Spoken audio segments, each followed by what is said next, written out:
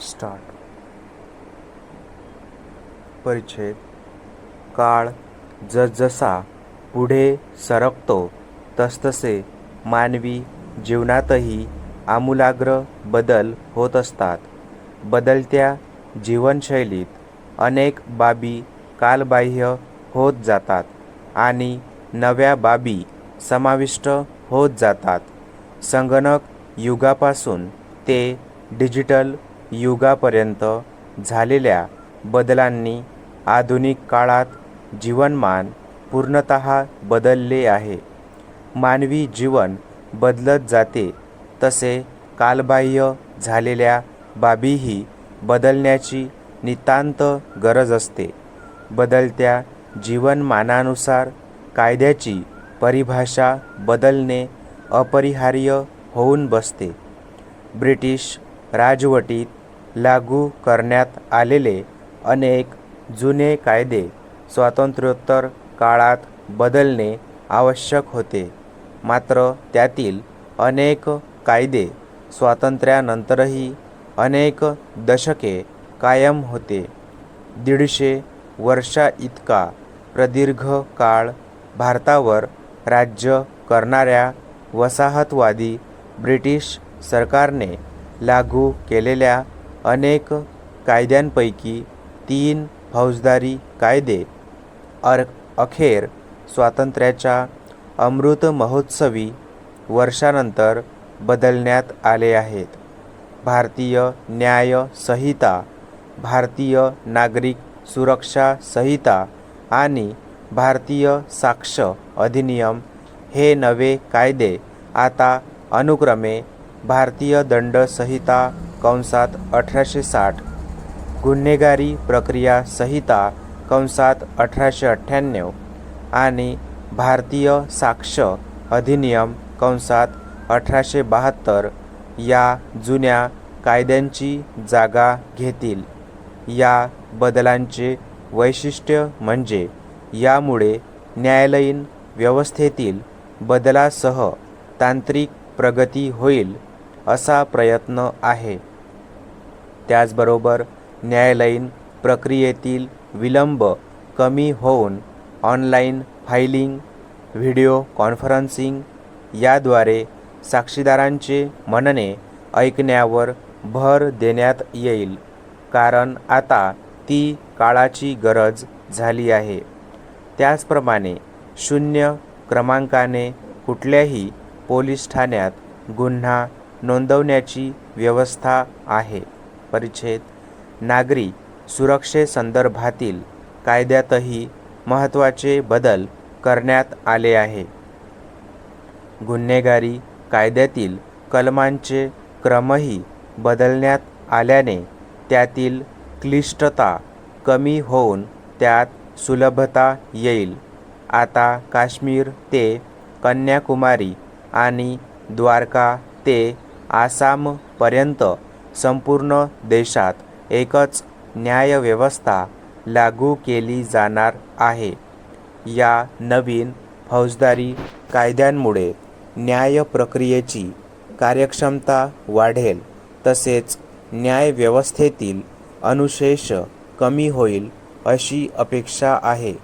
ती कितपत सार्थ ठरते ते आगामी काळात समजेलच. जुने कायदे बदलताना कायदा राबविणाऱ्या सरकारी अधिकारी आणि कर्मचाऱ्यांची मानसिकता बदलणेही गरजेचे आहे. आजही शासकीय कार्यालये, न्यायालये, तहसीलदार कार्यालये येथील कर्मचारी सर्वसामान्य नागरिकांसोबत असहकाराने वागत असल्याचे दिसून येते. या मानसिकतेत बदल होणे गरजेचे आहे. ब्रिटिशांनी आपल्या देशातील अनेक जमातींना गुन्हेगारी जमाती म्हणून घोषित केले होते. आजही त्यापैकी काही समाजांना भेदभावाचा सामना करावा लागतो. अशा समुदायांना समाजाच्या मुख्य प्रवाहात आणण्यासाठी सकारात्मक पावले उचलण्याची गरज आहे. कालानुरूप अनेक नवे कायदे करावे लागतात. तसेच काही रद्दही करावे लागतात.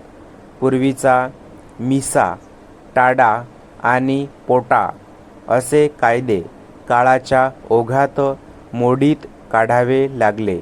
यातील काही कायद्यातील तरतुदी तकलादू असल्याचे स्पष्ट झाले होते, तर काही बाबतीत ते कायदे फारसे प्रभावी नसल्याचे दिसून येते.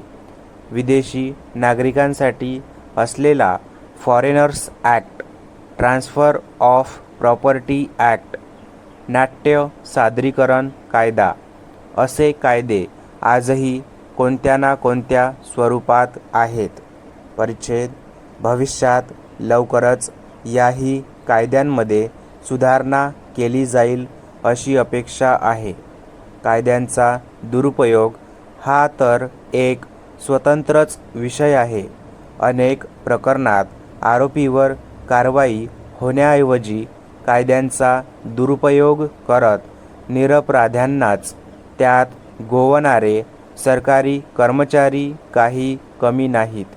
त्यामुळे कायदा प्रभावीपणे राबवला जात नाही हे पाहतानाच त्याचा गैरवापर केला जात नाही ना, याबाबत अधिक सतर्कता बाळगण्याची जबाबदारी सरकारने घ्यायला हवी.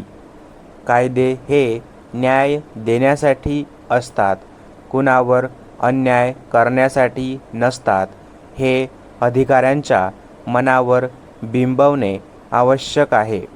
कायद्याचा धाक नागरिकांप्रमाणेच सरकारी कर्मचाऱ्यांनाही असायला हवा. अनेक राज्यात पूर्वी आदिवासी शासनकर्ते होते. दुर्दैवाने आज आदिवासी समाज अनेक अडचणींना तोंड देत असून आदिवासी व उपेक्षित समुदायावर अन्याय होणार नाही, तसेच त्यांना सन्मानपूर्ण जीवन जगायला मिळेल याची हमी या नव्या कायद्यांमुळे मिळायला हवी. या सगळ्या पार्श्वभूमीवर सर्वात महत्त्वाचा मुद्दा हा अंमलबजावणीचा आहे. कागदोपत्री कितीही कायदे अस्तित्वात असले तरी ते प्रभावी तेव्हाच ठरतात जेव्हा कायद्याचे रखवालदार त्याची अंमलबजावणी योग्य रीतीने करतात.